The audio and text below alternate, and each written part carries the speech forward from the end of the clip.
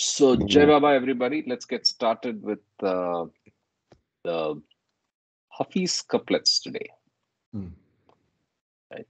Karthik, just to remind me, recording. I just started. Oh, yeah. And now let's go to share the window. Okay, man.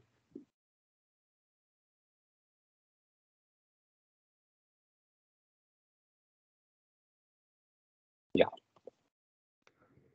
ABC, over to you. Why don't you read the three of Hafiz's couplets?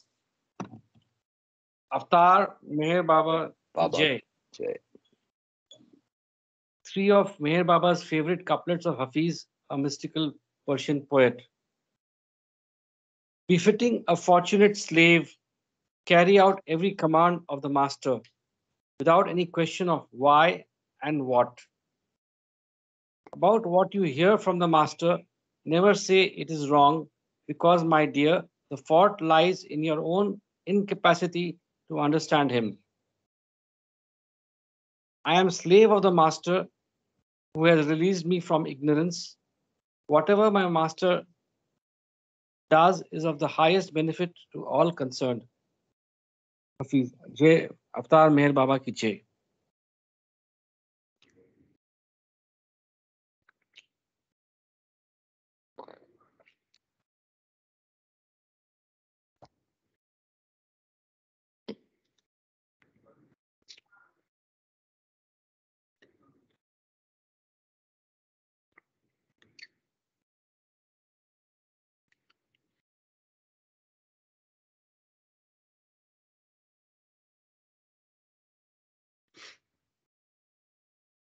Karthik, you're muted. Oh, sorry. It was just a melancholic moment from my side. I said, in this whole selection of couplets, all the onus is on the right selection of the master. Moment you make the wrong choice of master, God help you, right? Only God can help you, rather. But once you've made the perfect master as your master, or the avatar as your master, then just do what Hafiz is saying and you're all set. Right. Anyway, that's just my comments.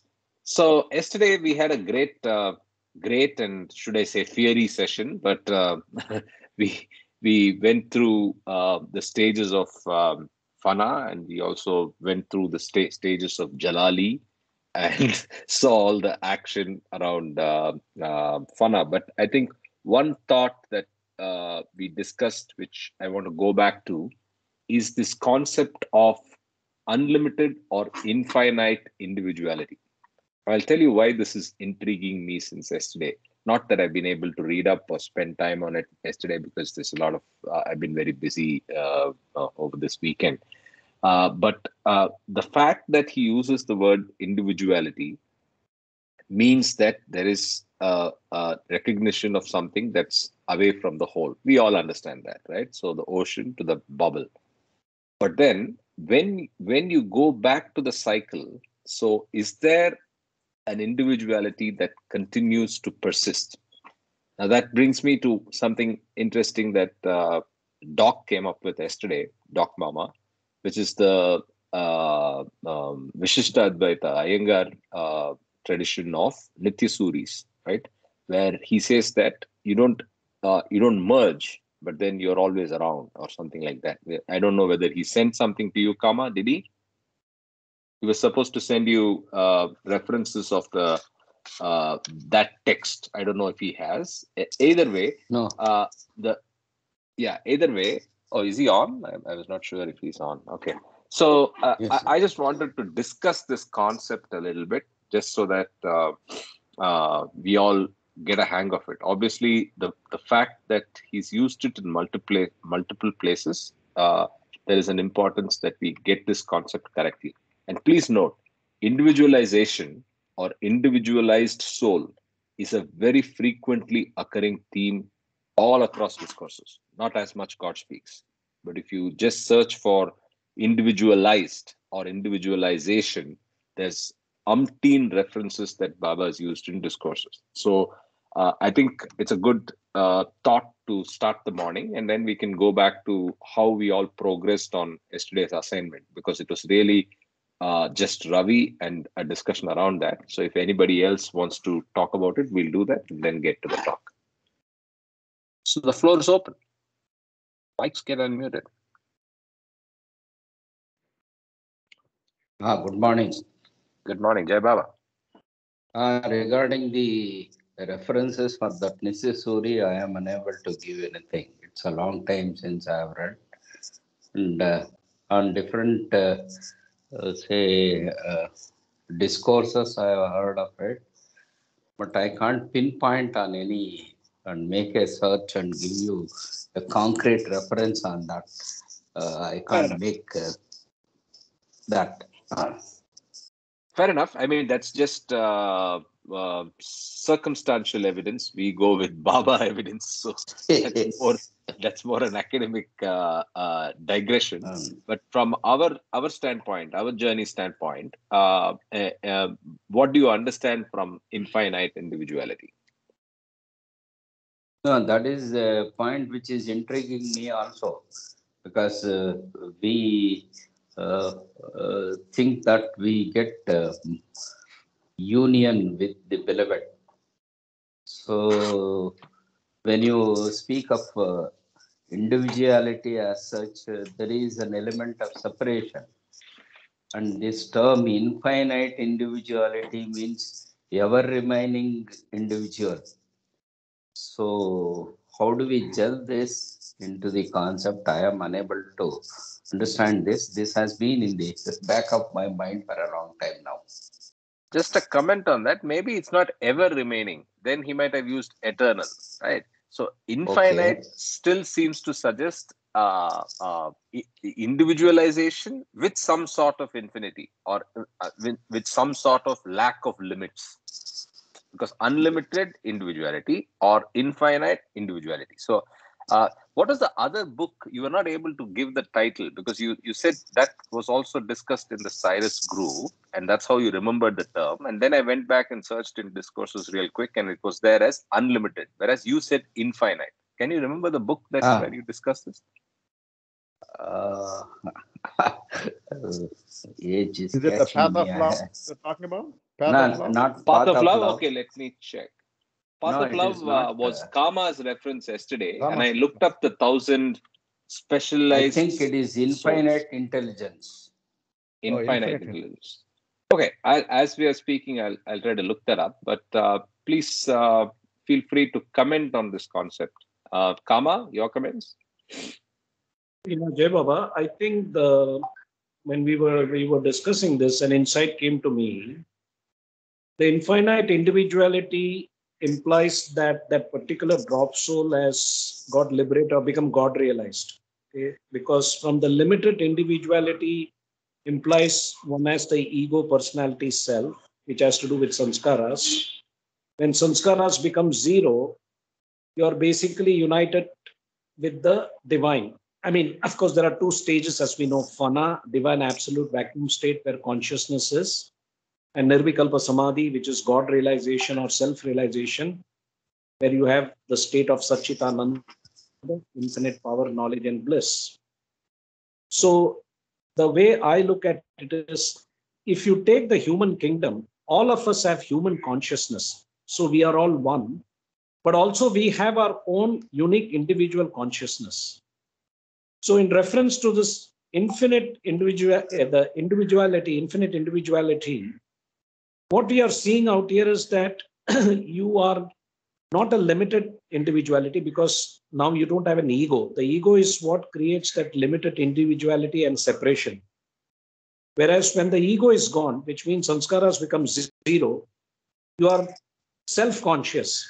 Okay, all the time you were using your body, gross body, subtle body, mental body, based on your gross sanskaras, subtle sanskaras, or mental sanskaras, to experience the gross world, subtle world, or mental world. But once you have transcended that from the 6th plane to the 7th plane, the real illusion is over. You are conscious of your own self, which is what we call as union with God. Okay. And but also the way to interpret it is that when you go back into the state to be, the eternal avataric infinite consciousness, the formless state of God, you are self-realized, you are united with the ocean of love, but the drop soul also maintains its individuality, infinite individuality. It is a kind of a paradoxical statement, but if you look at it from the point of view as a human being, all of us have human consciousness, so you can relate that we are all one because one self, but also we have a unique personality, the ego personality now because of sanskaras. So once the sanskaras become zero and you are conscious of your own self, that kind of implies the uh, infinite individuality. That is how I understand. Jai Baba. So I just want to add a couple more points to what just Kama explained. We live in this world of duality. We have this ego and we have this mind. We have consciousness and the soul. And then, of course, subtle body and mental body. We can only intellectually think from these tools what we have. We can imagine, okay? We can imagine that you and I are we is oneness. But it is very difficult for us to understand that oneness, to think, because the main thing is the separateness is bothers us. We are separate. I am separate. I'm an individual self. That is very, very dominant for us. And what happens once we get the fana, phila? This mind is gone. When the mind is gone, what is left is the consciousness. And I was just reading today in the Tiffin lectures, Baba says, before giving God realization, Baba gives the knowledge. And he gives the knowledge not to the mind, he gives the knowledge to the soul. And that consciousness experiences the oneness of the divine individuality. And he also distinguished for the circle members. For some circle members, he gets God realization, but they have to come back and work. So he gives God knowledge to the soul as well as to the mind for the circle members. That's how he differentiated it. And the individuals, once they get the oneness with the God, and that's about it. The divine ego, all these mazoops and all these people who get God realization with the body, they get the universal ego. With that universal ego, they acquire the yoga sanskaras. But as long as we are in this body, it is very difficult for us to think that individuality of the universal consciousness. Jai Baba.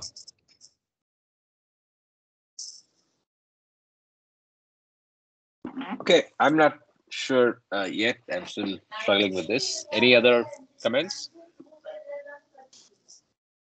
Jai Baba, on page 456, somebody should mute, please. Okay, on page 456, this is the Hindi and English edition of God Speaks. If you put the search word individuality, there is one explanation which I will read. It says the fourth divine journey pertains to the dropping of the Kutub's body or sharir. Even after dropping his body, the Kutub eternally remains consciously and individually as God the Infinite. And the individual and indivisible state of I am God, of the state of Anafila, which is the goal, is everlastingly experienced. That is, even after the body or the human form is dropped in the fourth divine journey, the experience of conscious, infinite, indivisible individuality is retained eternally as I am God, everything infinite and unbounded, one without a second. So I think this paragraph basically, if you try to understand the explanation, it says that when you have the body, definitely you look at the form and there is a separation. But as we all know, after yesterday's presentation, that when the fourth divine journey, when the Kutub and all the self-realized souls drop their body, they go back into the formless. But in the formless state, which is state 2B, that indivisible individuality is retained eternally as I am God. So this is one of the explanations of what we are trying to discuss. Jai Baba.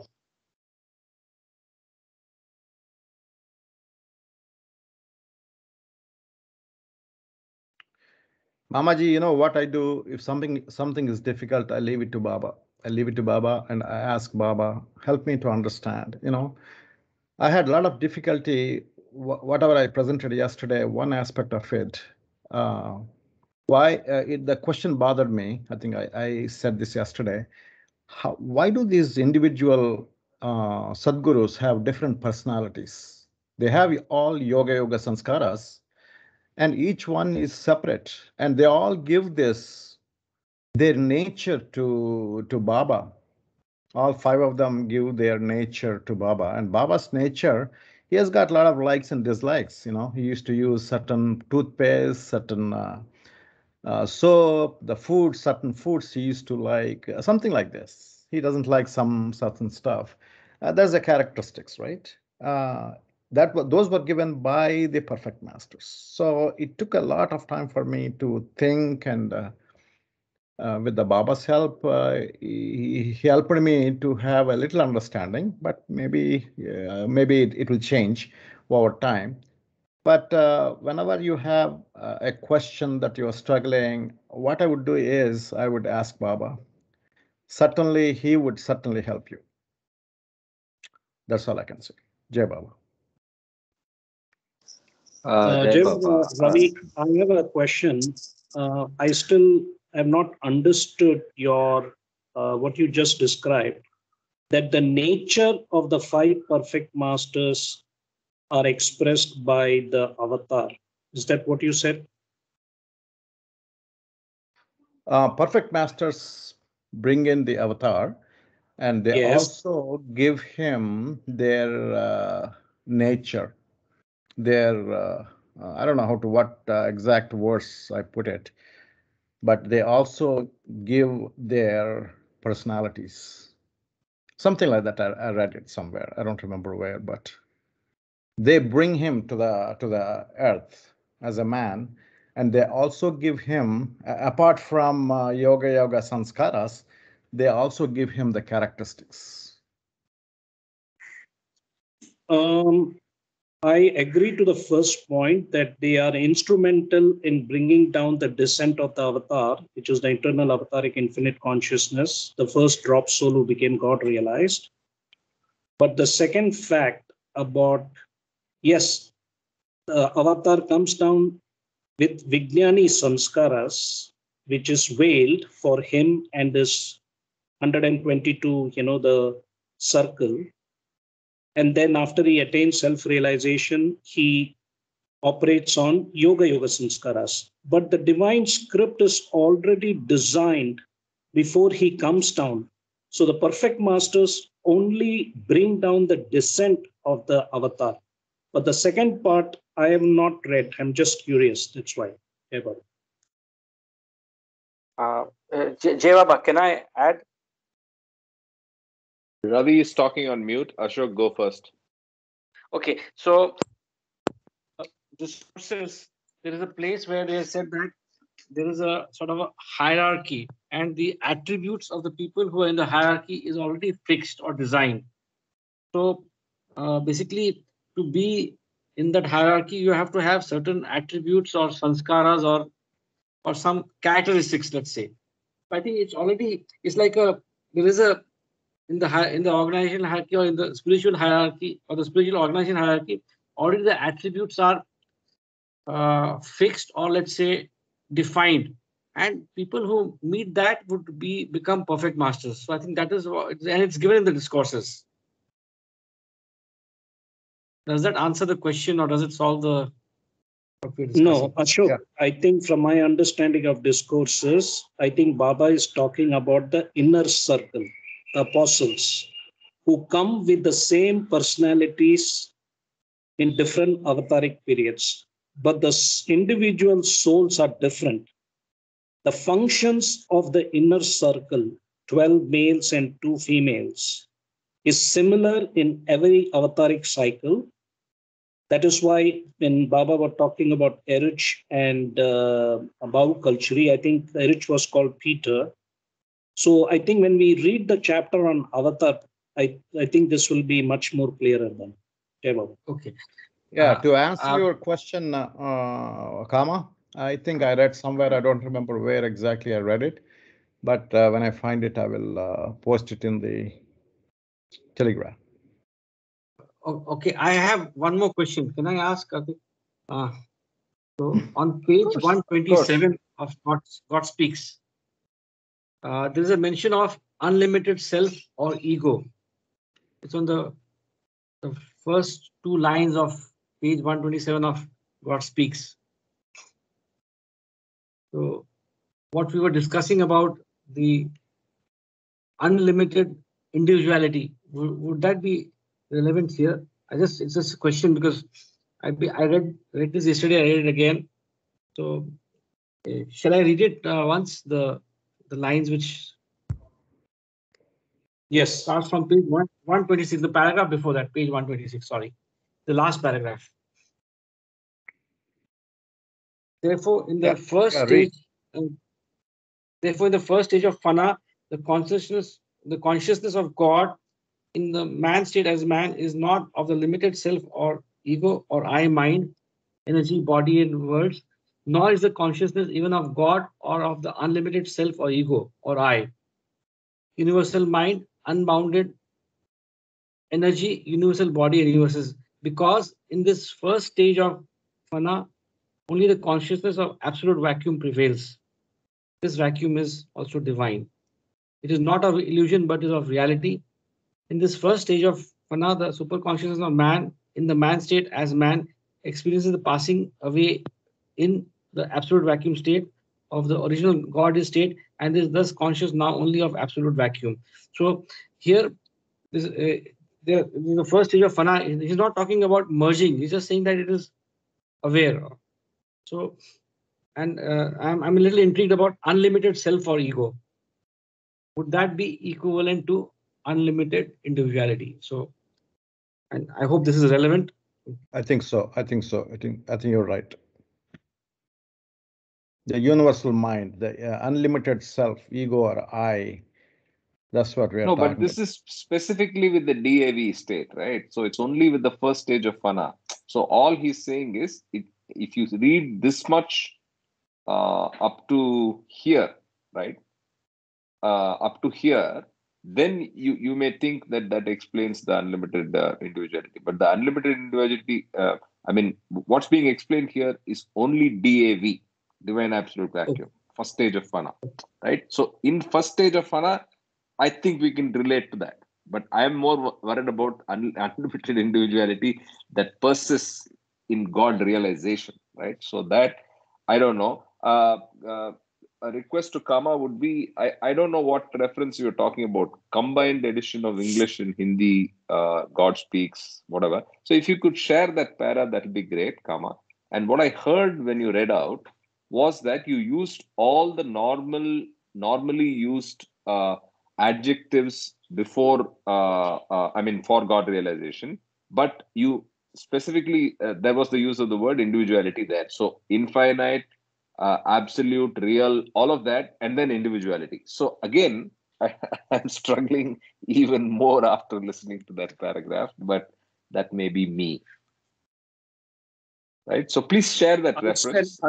I'll send you that reference. And what you can do now is go down to the same page 127 at the bottom, the last paragraph. Can you read it? However, it is only in some cases that the first stage of fana is immediately followed by the second stage of fana called fana phila, where the annihilated false and limited ego or I is replaced by the real and infinite unlimited I, on which the superconsciousness now becomes automatically focused. Simultaneously, the absolute vacuum is automatically filled by the experience of the infinite. So a subset goes to the real thing, a subset remains in individuality, unlimited individuality. Is that what you're saying, getting to? Yeah. Yeah. Okay. Because fana phila is God realization. And in God realization, the nirvana, the divine absolute vacuum state, where It's filled only with consciousness is and God is not, is filled with this. What Ashok was mentioning, the unlimited self or ego or I, that divine ego, the unlimited self is the divine ego, and that is now filling this vacuum state. And when that gets filled, that is when you experience the Satchitananda state, which is Panafila. Thank you, Jai Baba. So slowly unravel this. More inputs welcome, but I think this is more helpful than where I was yesterday. Others are unusually quiet. I think they're all already in the infinite state, so we'll let that pass. We continue reading with from Avatar.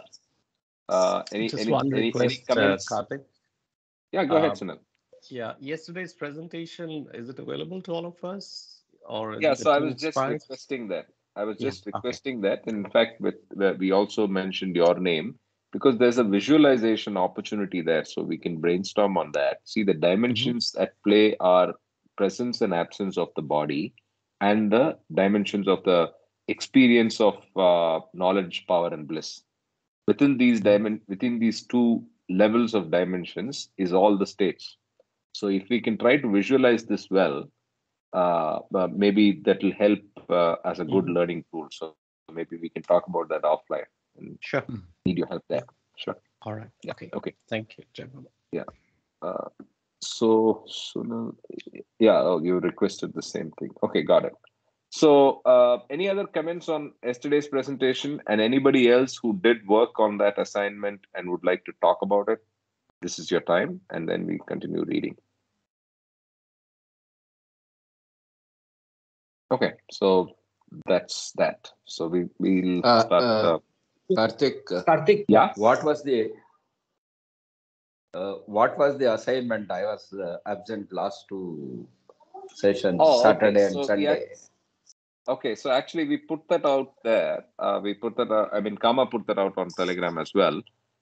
So basically it was what Ravi did was the assignment, but each one of us was supposed to go through multiple references, not limited to just discourses and God speaks, of the terms, the right from fana, phila to nirvana to nirvikalpa samadhi, and come up with our own analysis and interpretation. So it looks like just Ravi did it, and all the others are bad students.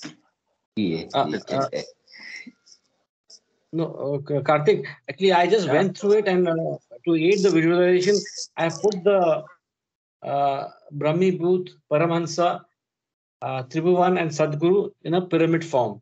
I'll share that when the visualization exercise is being done. Okay, so Ashok and his pyramids. Hey, I think you have Egypt in your past life. Maybe.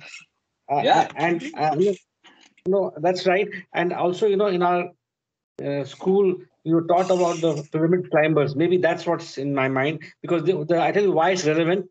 Because it says in the book Pyramid Climbers that the air or the environment at the top has to be fresh, clean, which means clean of all our sanskaras, clean of any ego, maya, in order to reach your goals. And if you err, or if you, uh, I mean, make the air stale or make it unclean, then the slide back is as fast as the climb, which means that when you are from 1 to 4, planes 1 to 4, and if you err or if you misuse any of your uh, abilities, then the slide back is also very fast. I think that's the what I can share as the giveaway from that book, Pyramid Climbers. So it's actually physical climbing of the pyramid, or is it a virtual pyramid that No, you're it's climbing as part of your spiritual journey? virtual. It's virtual, obviously, because Okay, there's okay, no okay. uh, there's no Mount Everest to climb in physically, but in terms of your virtual climbing and getting rid of your impressions and sanskaras. So I'm neighbors with somebody who's deeply into Meher Baba and into pyramids. So I know a lot more on this topic. We need to talk, Ashok. So Yeah, separate, online, and offline. by the way, I've been to this beautiful pyramid that Bangalore has. I don't know how many of us in Bangalore have seen it and visited it. It's the largest pyramid in India, by the way, and it has a king's chamber. King's chamber is the topmost part of the pyramid, which is supposed to have all the energy. And I have meditated in there. Obviously, it's special. There's no doubt that mathematically slash architecturally, there is something to that form factor. So there's something in there. So you're on to something, but yeah, we're happy to see how that can help Oh, create visualization here as well. who built Please this? share the Very interesting Bangalore looking. pyramid, please. What's that? Sorry. Yeah, I can What's that, share it. Sunil? I said, please share the Bangalore pyramid information offline or in the group, wherever. I've not seen Sure, it, sure. so I will. I will. So there keen is to there see. is a society. I think it's called Pyramid Society of India or something like that, which Okay. Shall I share runs. it? Yeah, go ahead, please. You can even share your screen if you're on a Google search. Yeah. Interesting. Yeah, there it is. That's the one. It's beautiful. Oh. Mm. Wow. Wow. Yeah, and it's actually, as you can see, those are large coconut trees. So that gives you a sense of how big it is. Hmm. Yeah. Those trees at the back, and it's set up in a way where a seeker. I mean, it's all focused on healing and spirituality jointly. So you're welcome to go and stay on site, right? So you can. There are rooms and there's free food if you're a day visitor. It's somewhere near the Art of Living. So that's Kanakpura Road for those of you local. So it's a little known. I mean, not many people are aware of this. I was not aware of this at all till 4 or 5 years back, and then I made multiple trips since then. I like the greenery and I like the calm. I'm not a big meditator, you guys know that, but I have tried meditating in the King's Chamber. So, what are these designs about? Do you have any idea, Karthik? No idea. Interesting Obviously, designs. there's something very profound or planned in that. It's not just random. And Yeah. this is one of multiple pyramids all over. That's the other pyramid Bangalore has. Let's ignore it. I think it's hideous. That's the one Infosys created. Oh, this is a small one. Okay. Yeah, this is the one Infosys created. It's I think want of another word I'd call it hideous, but Hmm. that's my personal opinion. Anyway, so after all the digressions, let's get to Avatar. That's where we continue reading from. We finished deeper aspects of sadhana, and we'll start from the chapter called Avatar, which is also one of the core themes. And um, uh, all the chapters as part of this theme are sequential. So we'll start with Avatar and keep going there. Yeah. Any thoughts before I get started? Any questions? Okay. Tar Meher Baba Ki Jai. Those of you on the physical book, it's 266. Jai Baba. Let me get started. Consciously or unconsciously, every living creature seeks one Can you thing. share the book, Karthik? Can you share on the screen? Sorry. I didn't realize that pyramids have taken over.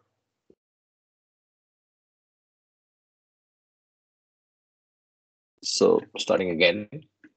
Consciously or unconsciously, every living creature seeks one thing. In the lower forms of life and in less advanced human beings, the quest is unconscious. In advanced human beings, it is conscious. The object of the quest is called by many names: happiness, peace, freedom, truth, love, perfection, self realization, God realization, union with God. Essentially, it is a search for all of these, but in a special way. Everyone has moments of happiness, glimpses of truth, fleeting experiences of union with God. What they want is to make them permanent. They want to establish an abiding reality in the midst of constant change. This is a natural desire based fundamentally on a memory dim or clear as the evolution of the individual soul may be low or high, of its essential unity with God. For every living thing is a partial manifestation of God, conditioned only by its lack of knowledge of its own true nature. The whole of evolution, in fact, is an evolution from unconscious divinity to conscious divinity, in which God Himself, essentially eternal and unchangeable, assumes an infinite variety of forms, enjoys an infinite variety of experiences, and transcends an infinite variety of self imposed limitations. Evolution, from the standpoint of the Creator, is a divine sport in which the unconditioned tests the infinitude of His absolute knowledge, power, and bliss in the midst of all conditions. But evolution, from the standpoint of the creature, with its limited knowledge, limited power, limited capacity for enjoying bliss, is an epic of alternating rest and struggle, joy and sorrow, love and hate, until, in the perfected person, God balances the pairs of opposites and duality is transcended.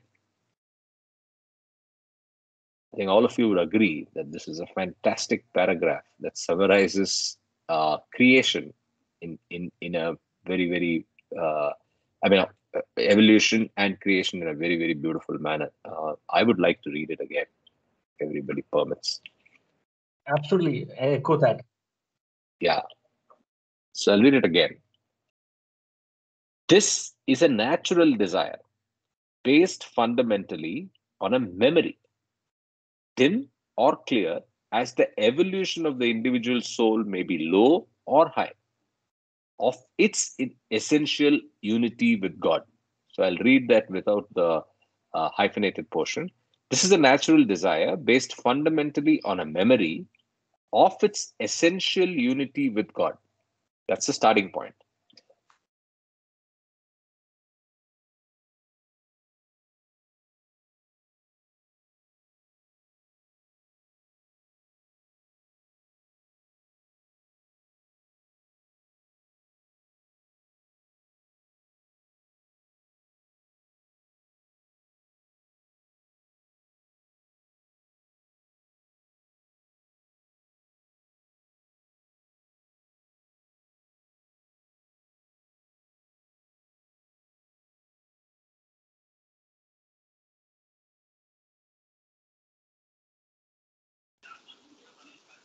Hello, Jai Baba.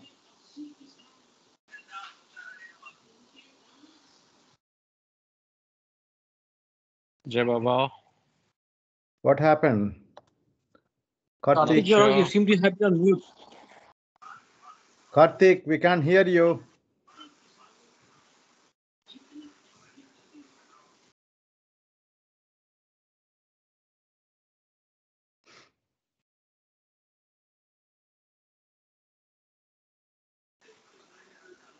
I guess he's going to join again. Something happened to the network, so.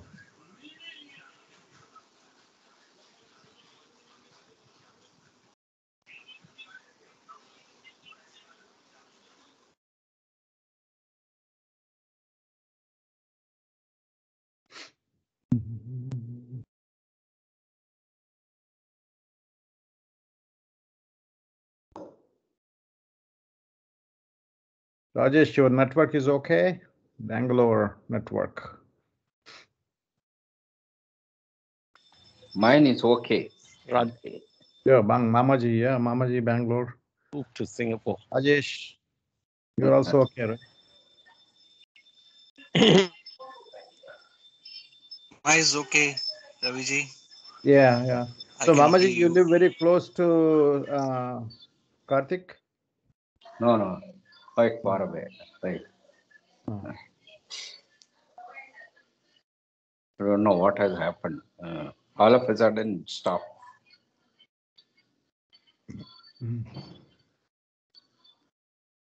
His wife told him to do something he forgot, and probably she was yelling, so he didn't cut the vegetables, so didn't clean Most his likely bed. scenario. Just selling is okay, but if she has cut the cable somewhere, it is a crisis. Yes. But she is not of that attitude, I think.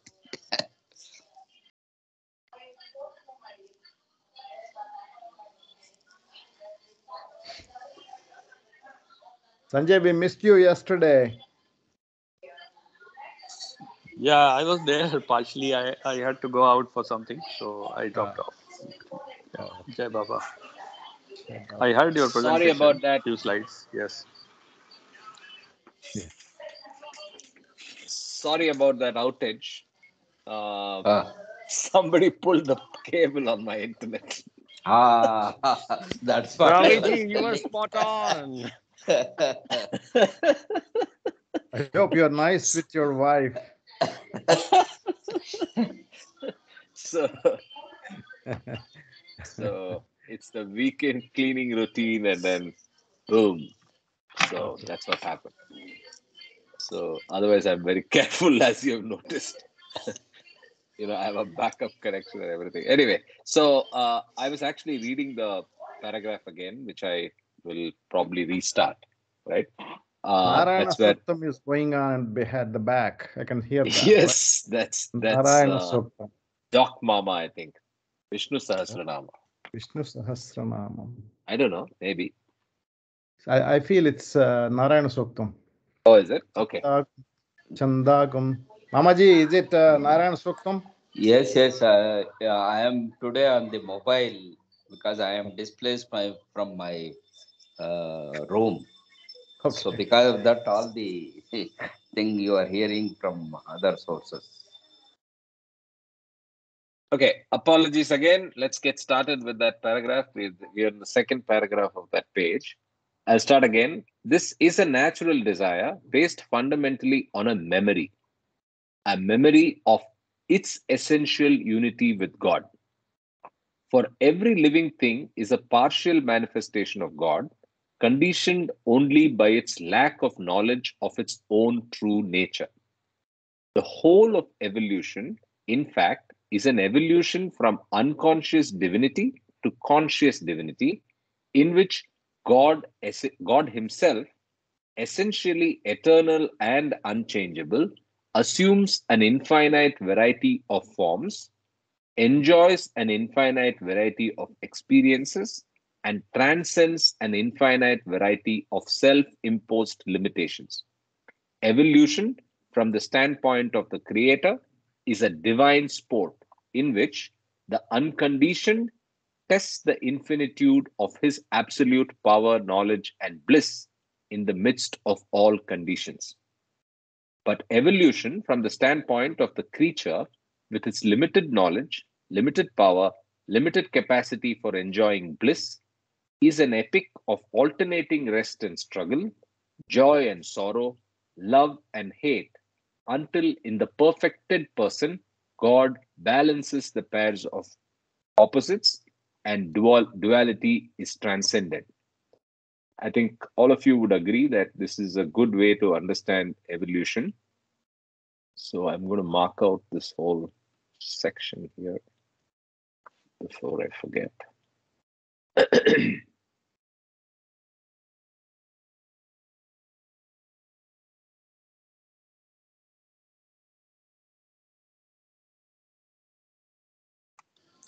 I think whenever somebody wants to know the definition of evolution, Yeah. apart from the scientific, say, uh, knowledge available, we can put this paragraph as also another way of looking at evolution. So this is the one para answer. The few pages answer is the divine team. Right. So if somebody wants a quick answer, here it is. Here's what evolution is all about. So I just love this. Very beautiful. Okay. I continue. Then creature and creator recognize themselves as one. Changelessness is established in the midst of change. Eternity is experienced in the midst of time. God knows himself as God, unchangeable in essence, infinite in manifestation, ever experiencing the supreme bliss of self realization in continually fresh awareness of himself by himself. This realization must and does take place only in the midst of life. For it is only in the midst of life that limitation can be experienced and transcended, and that subsequent freedom from limitation can be enjoyed. The freedom from limitation assumes three forms. Most God realized souls leave the body at once and forever and remain eternally merged in the unmanifest aspect of God.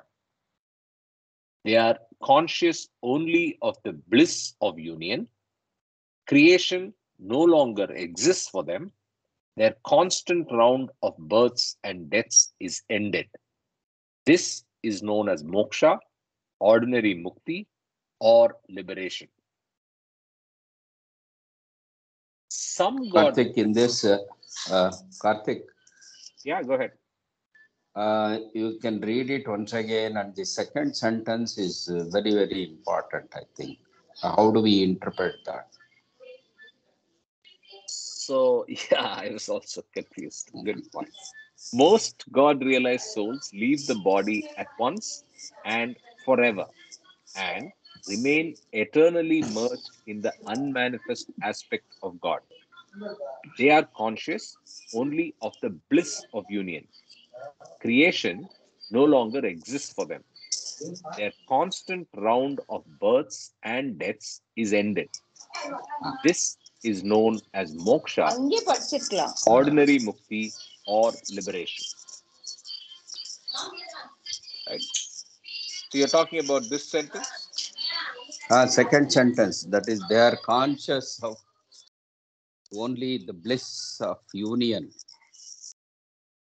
So, what is the way we can understand that? Yeah. See, I was talking about it yesterday, right? See, once we leave the body in moksha, they get merged in the eternal aspect of the unmanifest form of the God. So, what is the God state? The God state is he only experiences the bliss. What is the need for knowledge except I am infinite consciousness that is there, but actually in Paratpara Parabrahma state, that consciousness is also not there. So there's no need for power, no knowledge is necessary. Only the blissful state is experienced in the Parabrahma state. In Parabrahma state, even that is also not there. And Baba explained it's beyond anybody's ability to explain what is the state of beyond state of God. And with my little understanding, what I feel is the knowledge and the power is only applicable to this world of duality. We have so much of stuff to know. How to go to Mars, or what's happening in the coronavirus cell, or what is so and so person thinking now, or about 5 years back, what was he thinking at particular time. So this is all knowledge and power, and you can use the power for anything. And perfect masters use this power, knowledge, and power knowledge to give moksha. Depends upon the circumstances, whatever is there is needed. And that is why the person without a body, even though it is said in the other supplement, they have the knowledge and power, but they don't use it because body is not there. That is how I understood. Jai Baba. But why I refer to that particular sentence is, say, the infinite individuality and this sentence. How do we look at this? How do we understand it? So here also, the consciousness of the say transcended individual soul, which is realized God, still seems to remain separate, but in union. So how do we? No, here, Mamaji, here it said remain eternally merged. Merged The means it unmanifest need aspect not of be God. dissolved in it. Merged doesn't mean that it is totally dissolved in that, or say become the single. Yes, it is. It is. Merged means one. No, I don't. Yeah, I agree with that. I agree with what Ravi is saying. I think Mm. merged actually is contra to the individuality, infinite individuality. So when you're saying merged, it means that the individualization ceases to exist, is what I would assume. Two different roads, right? Highway Mm. 17 and Highway 34. They Merge. merge in so and so place and they become one road together. They travel together. That's merging in a simple way. Good analogy. So merge, I mean, this in this particular reference, it's very clear that the individuality ceases to exist. So I think it's very confusing, no doubt. No, Jai Baba, I think that before self-realization, the individual drop soul raindrop is unconscious of its union with the ocean because it feels separate because of the bubble. But after it gets God realized, it unites with the ocean, but it's floating. That is, there are two aspects. One is that it is merged it has not dissolved. The sanskaras are dissolved, but that individual drop soul after God realization is able to maintain its infinite individuality within the ocean. So what Doc Mama says is correct, that you don't have to, like, the salt doll is not dissolving into the ocean. It is able to float there as an individual drop soul, which is also conscious of its infinite individuality, which is God realization. That is how I look at it. Yes, that is how I understood, or thought I understood. So the individualized soul gets an experience of infinitude, but continues to have this apparent separative existence persist. Is that what it is? Yes, persist, but it the all identity is with the God, but still it is an individualized soul. It looks like that. They are conscious only of the bliss of union. So if you are merging, you are not there after that merging. But here it looks like you are still there, but you are totally identified with that.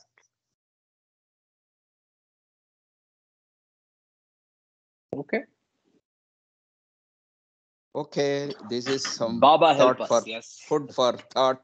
Baba will help us. Okay. Yes. Yes. See, So Baba is we the one who finished. gives Baba is the one who gives this confusion, and this confusion is very important for us so that we exercise our mind and become aware of it at one point of time. That is what Baba wants us to do. Use the intellect properly for a right purpose. With love. Why this always strikes me is because the three branches of Hindu philosophy ultimately come here. So one is total identity, that is Shankara's. The other one is you remain individualized but with the God consciousness. You are with God and you are experiencing God. That is the Vishishtadvaita. So Dvaita says you can never be God, but the example they give is if you see in a mirror, you see the whole of your picture, but that image is never you. You are different from that image. Even though there is total identity with that image, you are never that image. That is Dvaita. So these three aspects are brought here. I don't know how to gel them with Baba's advisors to understand Baba, these things. Babaji, Baba's philosophy is all Advaita village, Advaita philosophy. I know. Adi Shankaracharya's philosophy. Yes, it is based majorly on that. But this individualized, individualized soul or the infinite individuality is a bit hurting me at that end. Well, that's Okay, okay. let us rest at But, this and then go ahead, I think. see, Baba said he's the minor avatar, right? Adi Shankaracharya was a minor avatar. That's what Baba said. I don't know. Baba never. I don't know anything what he said about Ramanujam and other people who proposed this No, I have Dvaita. not read anything from Baba's literature. So Till now, I have not read anything. But it is my understanding. I am trying to put all my ideas together to make them clear for me in my mind. And in we the have to process, unwind if I your have whole. confused others, I am very sorry. See, sometimes it's very difficult if you, let's say you went on studying Dvaita, Advaita, and Visishta Advaita, suddenly you come to Baba's philosophy, these things become very difficult because you are already conditioned with other things. It's very difficult, but yeah. I'll say something else. So, Okay. in the sense that I agree with what the distinctions he brought out and the analogy, a beautiful analogy as well. And I think I'll only say one thing. So, we are with the latest release of the operating system, the latest OATS dispatch, the OATS package that we have received. So, though we may be tempted over and again to try to juxtapose or try to relate it to concepts, religious, spiritual, or otherwise, to things that exist, I think we should resist that temptation. But at the same time, focus intellectually to understand Baba's words, and that we can go to ad nauseum, fight with each other, and get to the bottom of it. But we should resist the temptation of trying to compare. Though in this case, it is very, very visible and very, very proximate. The comparisons that Doc brought out is perfect, right? So it's the one part of it is Advaita, one part of it is Vishishta Advaita. So, but I think let us resist that temptation is my personal opinion in the interest of our journeys and our focus on the latest version of the oats. Yes, we Right. will go ahead, experience and Yes. eat the latest version of oats. Perfect. Yeah, let's stick there. So So we are talking about three forms. The first form was the most God realized souls, and that was ordinary mukti.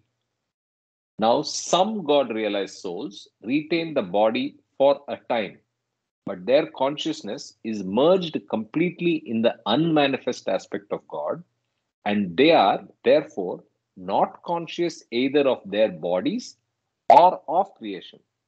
They experience constantly the infinite bliss, power, and knowledge of God, but they cannot consciously use them in creation or help others to attain liberation. Nevertheless, their presence on earth is like a focal point for the concentration and radiation of the infinite power, knowledge, and bliss of God. And those who approach them, serve them, and worship them are spiritually benefited by contact with them. These souls are called Mazubs e Kamil, and this particular type of liberation is called Videha Mukti or liberation with the body. Okay. Next one. A few God realized souls keep the body, yet are conscious of themselves as God in both his unmanifest and his manifest aspects. They know themselves as the unchangeable divine essence and as its infinitely varied manifestation. They experience themselves as God apart from creation, as God, the creator, preserver, and destroyer of the whole of creation, and as God who has accepted and transcended the limitations of creation. These souls experience constantly the absolute peace, the infinite knowledge, power, and bliss of God. They enjoy to the full divine sport of creation. They enjoy to the full the divine sport of creation. They know themselves as God in everything. Therefore, they are able to help everything spiritually and thus help other souls realize God either as Mazubs e Kamil, Paramahamsas, Jivan Muktas, or even Sadgurus, as they themselves are called. There are 56 God realized souls in the world at all times. They are always one in consciousness. They are always different in function. For the most part, they live and work apart from and unknown to the general public. But five who act in a sense as a directing body always work in the public and attain public prominence and importance. These are known as Sadgurus or perfect masters. In avataric periods, the avatar, as the supreme Sadguru, takes his place as the head of this body and of the spiritual hierarchy as a whole.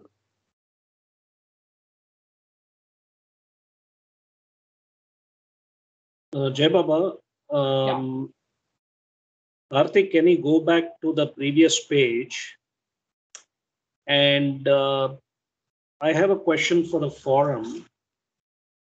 The paragraph, the second paragraph, which says, most God realized souls leave the body at once and forever and remain eternally merged in the unmanifest aspect of God. Now, if I understand this right, most God realized souls leave the body at once. It implies that these souls are God realized before they drop their body, correct?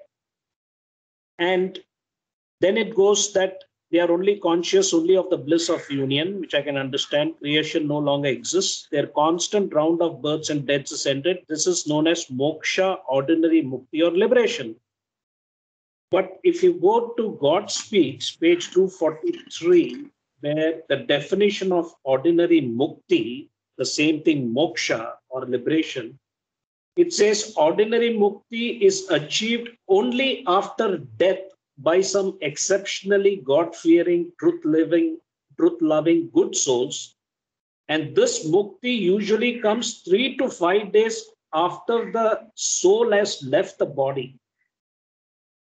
So the contradiction out here is the sentence, most God realized souls leave the body. Whereas the definition for moksha, ordinary mukti from God speaks is different because it happens after death. And you only, because, I mean, correct me. I mean, what do you guys think about this particular paragraph? When you compare it with the page 243 supplement on the 4 types of mukti or liberation. Yeah, I think I agree with you, Kama. Both the sentences appears to be contradicting, but Baba always does that. At different places also I found it. Another thing I found out was that mazubs don't have any duty, right? If you look at the hierarchy, the mazubs play a role. 7 at each age, 7 or 3 mazubs. They play a role in the avataric spiritual hierarchy. So that's also a kind of contrary appears to be contrary, but I accept the contrary. Okay, I don't know how to explain that. Jai Baba. You accept which part of the contrary? I accept these confusing parts. What Baba Okay, says. okay, you acknowledge it. All right. I thought I you acknowledge. accepted one over the other. Okay. Yeah, what but are we going to do? What are we are not that knowledgeable to say, exactly. no, Baba, you are not right. This is right. We can't say that. Baba is the only, whatever comes out of him, that is the only thing that we have as a prasad. That's what we have to take it. So again, chronology is important. So God Speaks is more recent, and hence we can take that view as well. The second is it could be that after and at the point of could be a distinction that we could keep in mind, right? So at the point of is could include 3 to 5 days, right? So we can take it like that. But anyway, I don't want to split hairs here. Semantically, they are very, very different. No doubt. I just want to add that it says uh, ordinary mukti is achieved only after death by some exceptionally. So maybe he's referring to this for some of the people amongst the people who are getting ordinary mukti. Is that the repetition? Means there may be some subsets in moksha also. No. The definition which of line are you referring moksha to? is after death, after dropping the body. Meaning the word ordinary mukti or moksha is basically about the God-fearing soul who after death attains moksha or ordinary mukti. Whereas here it says most God-realized souls. So you have to start with the first aspect. Most God-realized souls means he is in Nirvikalpa Samadhi or Fanafila, experiencing infinite knowledge, power, and bliss. So those souls who are God-realized or self-realized, most of them leave the body at once. Then he goes to some God-realized souls who retain the body for a time, which then is categorized between the 56 God-realized souls, the Madzubs, the Paramahamsas, Jivan Muktas, and Sadgurus. So that is why the few God-realized souls, and then they become, the rarer ones are the Sadgurus, because under the 56, we don't know what is the bifurcation, except we know that there are 5 Sadgurus and 3 Madzubs. And those 3 Madzubs are part of the 7,000 spiritual hierarchy. Okay, Baba.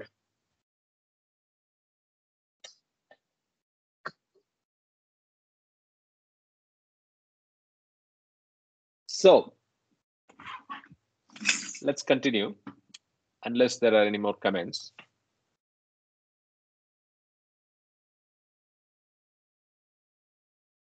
This is again a famous paragraph. I'll continue from there. Before that, there is a footnote that we have to read about Avatar. So every advent of the Avatar, the God man, the Messiah, the Buddha, the Christ, the Rasul, is the direct descent of God on earth in human form as the eternal living perfect master. The five Sadgurus of the age precipitate this advent once in a cyclic period of 700 to 1400 years. For details, see God Speaks by Meher Baba. Right? So now I'll go back to the next para. Avataric periods are like the springtide of creation.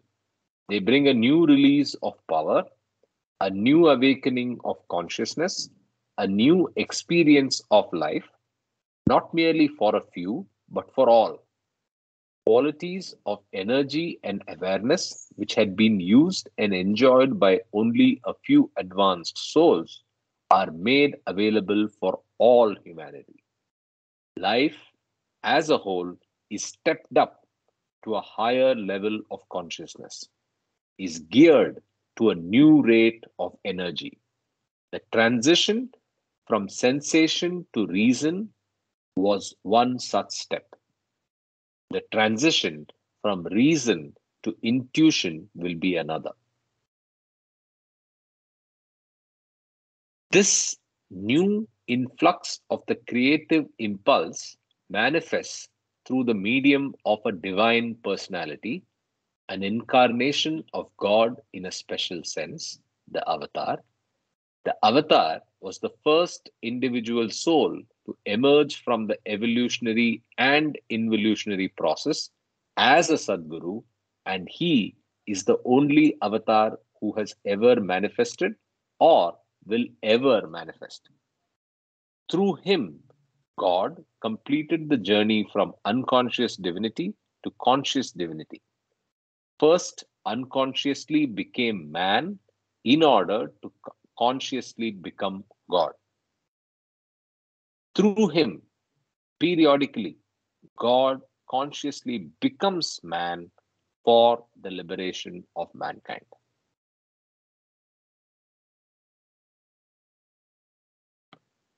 The So avatar. that's a very important, this is a very important paragraph as to the exact definition of what the avatar is. Avatar is not God, it's God in human form.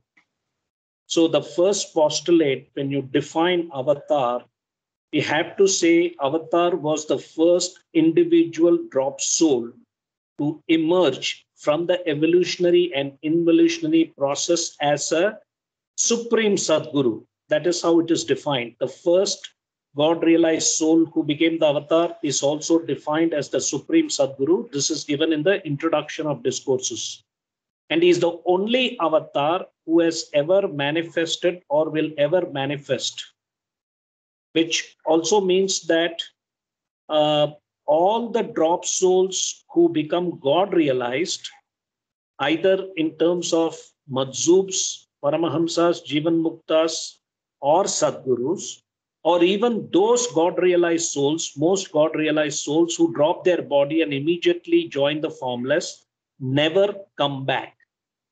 So this statement, I think, the controversy about Satya Sai Baba, Puttaparthi Satya Sai Baba, claiming that he was the incarnation of Shirdi Sai Baba, is incorrect. If we go by this description, of that after God realization, self-realization, or after mukti or liberation, none of the drop souls ever come back. Only the souls which are in the planes of involution or in probably the gross sphere of existence with gross prarabdha sanskaras, and then the subtle and the mental prarabdha sanskaras, they come back so that they either become God realized, that is fanafila, or they get mukti or liberation, moksha, or they get nirvana, basically. So this is my understanding. Jai Baba. Is there an exception to that rule with the circle? With the circle of the avatar?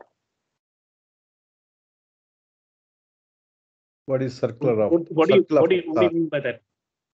Peter came back, right? Or it's No, always no, the no, no, no. same No. So same set of souls. Avatar remains the same. That is the first drop soul who became No, God Avatar, realized I have after the. no fight with, Okay. right? I'm No, no, talking no. about The, yeah. the functions of the inner circle, the 12 plus 2, the inner circle, the drop souls are different each time the avatar comes. The avatar is the same drop soul, but the inner circle of the avatar, they are different drop souls, but they have the same functions as in each avataric cycle. Can we take that whatever statement that you made, that say Shirdi Sai Baba came back as say Satya Sai Baba? Can it be a functional position held by Satya Sai Baba of the Sadguru position held by Shirdi Sai Baba? Can we interpret like that? I think I think we have to first start as, see, every drop soul will have some kind of functions which are similar to other God realized souls in a way. So I think that the drop soul, nowhere Baba has only said that the avatar's inner circle, each time when it comes, will have the same function for the inner circle, but the drop souls will be different. Okay, so we can't use Shirdi Sai Baba because Shirdi Sai Baba is not avatar. Shirdi Sai Baba is a Sadguru, and he was also the Kutubi Irshad, which is the head of the 5 perfect masters. So I don't think we should try to extrapolate that statement and say that. We can say that yes, Satya Sai Baba was an advanced spiritual soul and he had certain siddhis or whatever, That's how I would interpret that. Actually, Baba, when somebody asked Baba, Baba put a round of one hand and the other hand put the palm on top of it, saying that his chapter is closed or something like that. The interpretation of that came out to be that he misused the powers, his powers, whatever siddhis he had. Correct. But anyway, there's one more little controversy. I don't know if it's controversy or not, but even to bring the first time when the avatar was brought, so some of these people were pushed to become Sadgurus, 5 Sadgurus. The Sadgurus were there to bring the first avatar. Is it in God Speaks? I think it's in God Speaks, right? In the Avatar supplement? Yes. Basically, what you're saying is the first time. After the first avatar, yes, the Sadgurus had to bring the next one. Yes, correct. First time. Next one, not the first one. Come, the Sadgurus had to bring. So Sadgurus were given God realization initially. 5 of them were given God realization, and they brought the first avatar. That's what written. No, I don't think so. No, I don't think so. That is a wrong interpretation. Beams says very clearly. Not Beams, in God Speaks. Go to the Avatar supplement. Okay. After this. No, but Beams came later as a supplement to God Speaks. So what Karthik is trying to say is that the first drop soul after the Big Bang, the Vim, without a master, he was the only one who didn't have a master in human form. Yes. The eternal avataric infinite consciousness, state 2B, which God realized immediately after the Vim, descended into the first drop soul and made him God realized. And that first drop soul who became God realized was defined as the avatar. So he's the only avatar who didn't have, the first avatar who didn't have a master in embodied form. The previous page, Karthik. Yeah. There. So it's 5 Sadgurus affect the advent of the avatar. So Beams contradicts this, and I think we will have to go to Beams if you really want to see that. No. I think we had discussed this particular paragraph. Yeah, I know. Yes, we remember. I remember that. Yes. Yeah, I think as a group we settled on Master not being there for the first advent. That is, the first drop soul that became Avatar did not have the Master. That's the only time. And the Master rest in of the human time, form. the rest of the time, the Avatar is always one, and then the 5 Sadgurus bring about the advent of the Avatar on the earth. Right. So that happens after the first one. Right? Anyway. So let's get back to Avatar.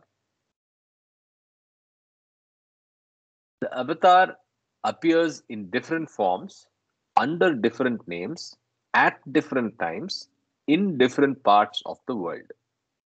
As his appearance always coincides with the spiritual regeneration of man, the period immediately preceding his manifestation is always one in which humanity suffers from the pangs of the approaching rebirth. Man seems more than ever enslaved by desire, more than ever driven by greed, held by fear, swept by anger. The strong dominate the weak, the rich oppress the poor. Large masses of people are exploited for the benefit of the few who are in power. The individual who finds no peace or rest seeks to forget himself in excitement. Immorality increases, crime flourishes, religion is ridiculed, corruption spreads throughout the social order, class and national hatreds are aroused and fostered, wars break out, humanity grows desperate. There seems to be no possibility of stemming the tide of destruction. At this moment, the Avatar appears. Being the total manifestation of God in human form, he is like a gauge against which man can measure what he is and what he may become. He trues the standard of human values by interpreting them in terms of divinely human life. He is interested in everything, but not concerned about anything. The slightest mishap may command his sympathy. The greatest tragedy will not upset him.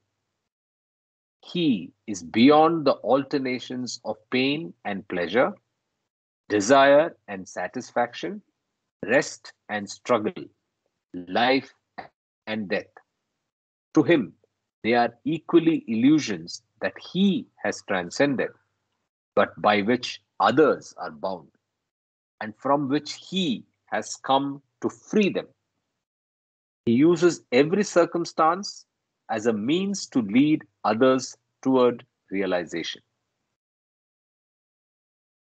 He knows that individuals do not cease to exist when they die, and therefore is not concerned over death.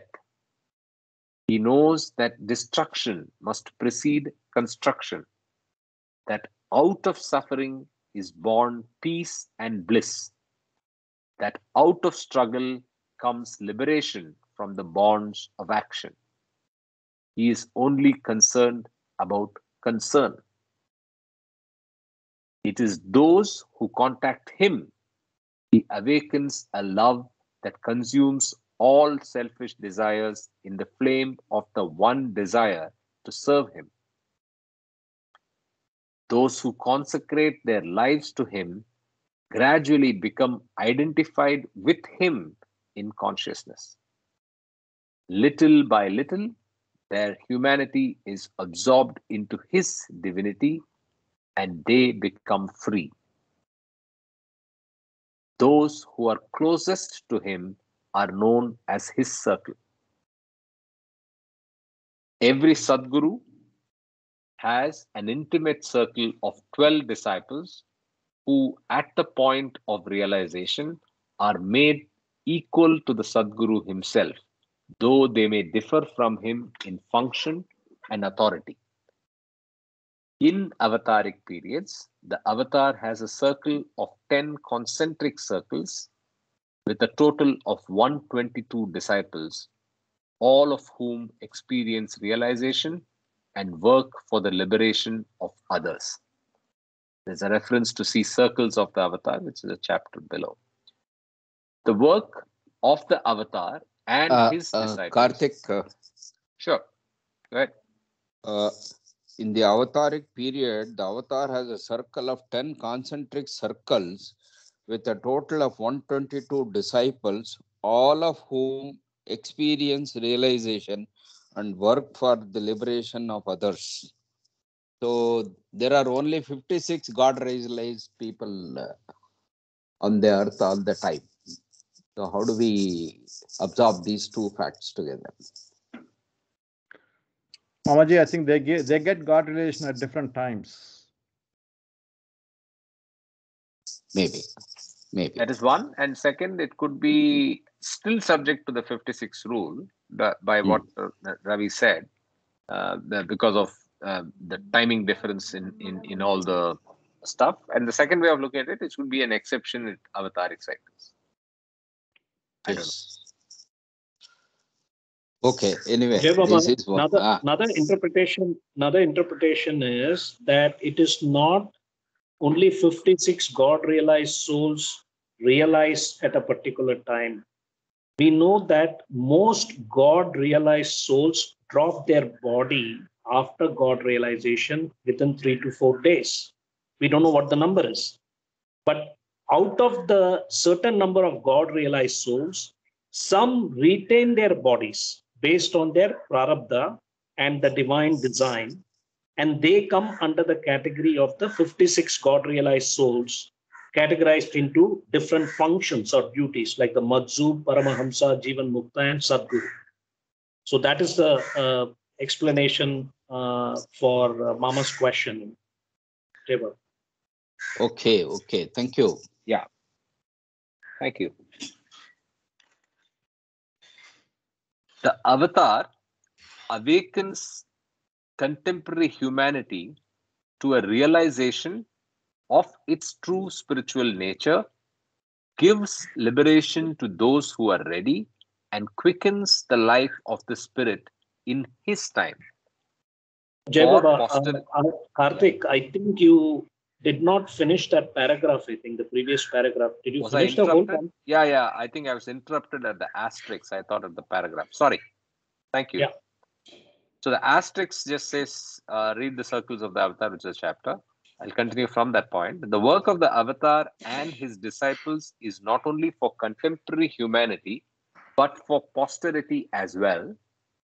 The unfoldment of life and consciousness for the whole avataric cycle, which had been mapped out in the creative world before the avatar took form, is endorsed and fixed in the formative and material worlds during the avatar's life on earth.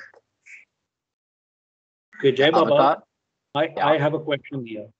The last line that you read, I have a question for the query to the forum.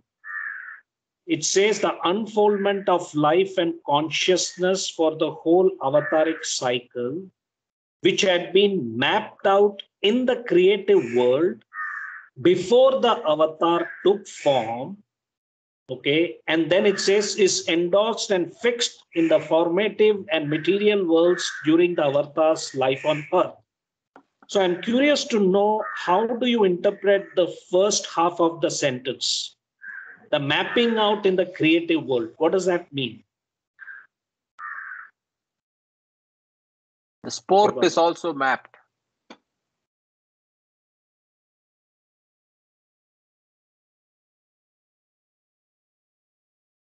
The avatar, appearance of the avatar is fixed as 700 to 1400 years. So that means this is already prefixed. So like that, there is a clear mapping of what is going to happen also. God knows what is happening, and he knows when to come and rearrange that and give a rekindling. So that is the mapping. We don't understand that. That's it. Jai Baba, so are you saying that this divine game that has been designed, and each time the avatar comes down every 700 to 1400 years, the game changes? The truth remains the same. We know love and truth. But the way the game is played, that means God, which we define as existence, love, truth, infinity, being, and so on from the seven realities, because there is a difference between the avatar and God, correct? Because avatar is the first individual drop soul who became God realized, and is used as a medium by God, the eternal existence, to play this divine game, which means that the mapping out in the creative world before the avatar took form, which means this entity called God, eternal existence, is designing this game each avataric cycle. Am I Yes, making any yes, sense? yes. And each avataric cycle, say, if you juxtapose what is happening in the, say, history of the humanity, so what existed at each time, what is the pattern of living, and then the ideals used by human race at different aspects were different. So avatar at each point of time, each time modulates that into a recorrection into directing them towards truth and love. So in a different way. That's why what Krishna did is in a different way, what Allah did is in a different way, and what Baba is doing now is also in a different way. So once again comes to quicker words, but it is pre-designed and mapped already. That is what we have to understand, which we will not be able to grasp as of now or any time. Correct. So would it be fair enough to say that we can extrapolate what today's generation play, those very complicated computer games, okay, because it makes you feel good or whatever, winning? So the real divine game is, as per the Quaker Oat story and the Baba operating system now, is the ultimate game that we have to play during the waking state and attain moksha, or mukti, different kinds of mukti. So would that be an analogy of understanding what do we mean by playing this divine game? I mean, God is playing this game through us, and he's sending the avatar as the messenger, as an example of how the drop souls to attain liberation or moksha or mukti can look at the avatar's life, who personifies or manifests godliness or godhood, and how every human being can, for lack of a right word, duplicate or behave in a, in what I call godliness or divinity. Devav. Yes, yes, we get an ideal or an example uh, suited for the times we are living and the practices we are attuned to. So that is the appearance of avatar. What it does is retunes the whole generations at that point of time. From their dualistic, wrong ways of living into a right way or right path towards truth and love.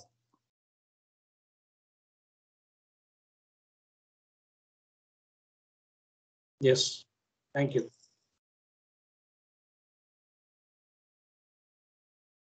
Okay, so where was I? Did I finish this para? Let me just read it. There's just 3 paras to close. So let me. Yes, yes. You can read from the last line of the page Perfect. 269. The avatar awakens contemporary humanity to a realization of its true spiritual nature, gives liberation to those who are ready, and quickens the life of the spirit in his time.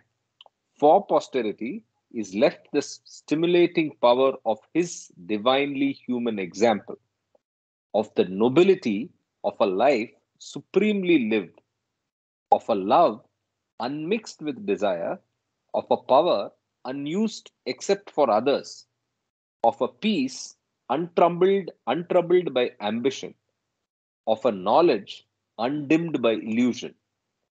He has demonstrated the possibility of a divine life for all humanity, of a heavenly life on earth. Those who have the necessary courage and integrity can follow when they will.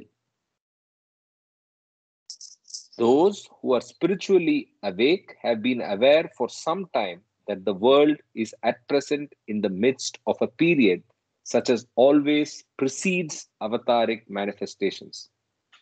Even unawakened men and women are becoming aware of it now. From their darkness, they are reaching out for light. In their sorrow, they are longing for comfort. From the midst of the strife into which they have found themselves plunged, they are praying for peace and deliverance. For the moment, they must be patient. The wave of destruction must rise still higher, must spread still further. But when, from the depths of his heart, man desires something more lasting than wealth and something more real than material power, the wave will recede. Then peace will come, joy will come, light will come.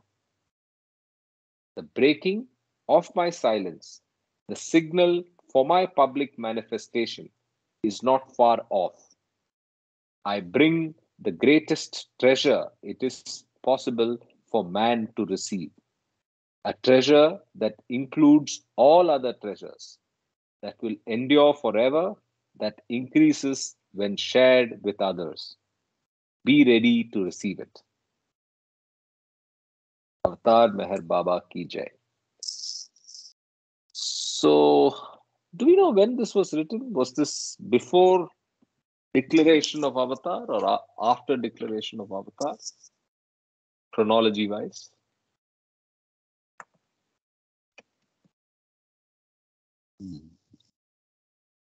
The original text, not publication of discourses, because this was serialized, right? That's my question. But if there's no answer, that's fine. Because that would be interesting to note in the sense. And they all these art collected from the Meher Baba journal. Yeah.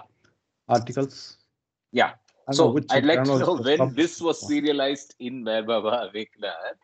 I mean, Meher Baba journal, which would give us a hint as to whether he was preceding his announcement as Avatar, and people would, I mean, Baba lovers would have been wondering, oh, what's coming up? So, or was it after the announcement? So do you remember when was Baba announced his Avatar in Hamirpur, right? Hamirpur. I don't know the date. Or was it in Andhra? He disclosed. Yeah, February 1954. February 1954. Hamirpur. And yes. In Elur? Was he in Elur? No. Was it in Elur or Hamirpur? Hamirpur. I see. So then this is written before. But actually, in the introduction, if I'm not mistaken, somewhere, the chapter, I think the circle chapter on page 288 was included later in one of the editions, the latter editions. Okay. So, yeah. No, I mean, as I said, not the publication of discourses. I'm more interested when this piece of literature was actually brought out to public view, which is first in, I think, in Meher Baba Journal. So it might be good to know whether it came before 1950 and people are saying, oh, wow, this is something to look forward to, and so on, It- right? By I then, think people it knew. states between 1938 to 1942. I think all the chapters except for, I think, the chapter of the circle. Circles. Okay. So yes, you could say that. So it's surely at least 10 years before the Hamirpur announcement. So Right. interesting. Yeah. Thank you. Thank you for that timely reference. With that, we are already out of time, and enjoy Independence Day for all the Indians and the so-called originally Indians on the call, and focus on the real freedom. Like I was saying earlier, let's have a great day ahead and a great week. Catch up next week. Anything else before we wrap up? At recent times, I have felt that only 3 or 4 people are talking, and whether it is okay in the group, or should we shut our mouths and make others talk? As I said yesterday, they're all afraid of karma. That's why. Why not, Ravi? I'm a nice guy, right? Compared to karma, I'm nice. Kama also thinks he's nice guy, Raviji. Is that right? Karma, Everybody let thinks we are karma nice. state that. Karma, come on. I'm nicer All of than us are you. nice guys. Don't worry. All in good spirit, so nothing to worry about.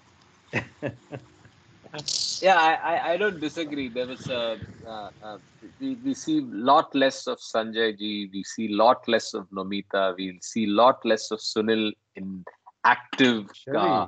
conversation in the last few weeks. Sherry has been off actually. She's not even coming on.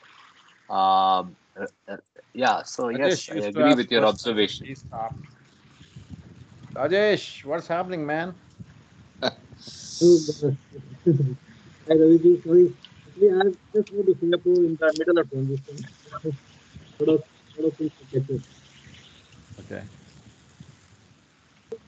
Hey, Karthik, I uploaded into. Can you Yeah, see if I'll I download uploaded in it the? and send it. Yeah, I got it. I'll download it and send it on Telegram because people will not be able to get to this after the meeting ends. Oh, you want me to download into a Telegram? I'll Okay. do it. I'll do it. No Can you problem. do that? Okay. All right. So please keep Jai that Meher thought in Baba. mind. Please participate in more actively and fight more with karma. That's why we're here. We're working on karma's ego. If you didn't realize, the Karma, whole you project strained is. me, man, yesterday. I drained all my energy. I never fight with anybody except you. I love you so much. It's Raviji, Baba's he's helping project on you. karma. Yeah. My Not wife just on is Kama, I think. coughing next door. I was actually discussing with Nomita. It's all of us and everybody's ego that Baba is trying to melt. Crush. Not just Yes. Kama. Yes. Not just Kama. Yes. Yes. Perfect. Everybody, each one of us. So let's just move on. I didn't participate so much. I'm not so inclined towards very deep technical or intellectual discussions. I would like to know, of course, I'm listening. But what's happening on seventh plane and beyond, usually I let it pass. Maybe my weakness, I should check more or involve more. I feel I'm too far from there. But I'll You're do going some veiled reading. probably. I hope so. You're I betting on wish that. so. I Yes, wish so. Yeah. you are already half veiled by the mask. Yeah. No, I think it's See, very my goal too is OM. So I don't care about all the other things. So Right. in that sense, that may be a rationalization for not spending effort last week, but but I will do that sometime. Right. Yeah. Yeah. Same All right. thoughts. All right. Okay. Jai Meher Jai Baba. We'll Baba, see Jai you Jai all Baba. Baba. next Crush week. your egos. Let's crush each other's Jai Baba. egos. On that note, Jai Baba, everybody. Jai Baba.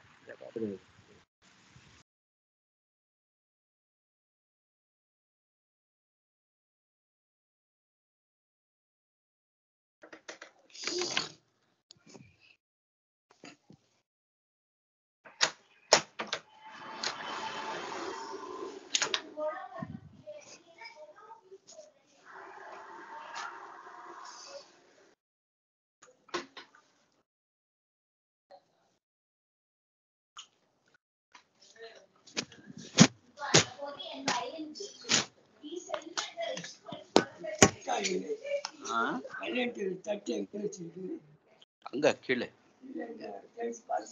இருக்குது கொடுங்க. அது மேல ஏதோ வேற எதுனா வச்சிருக்கணும்.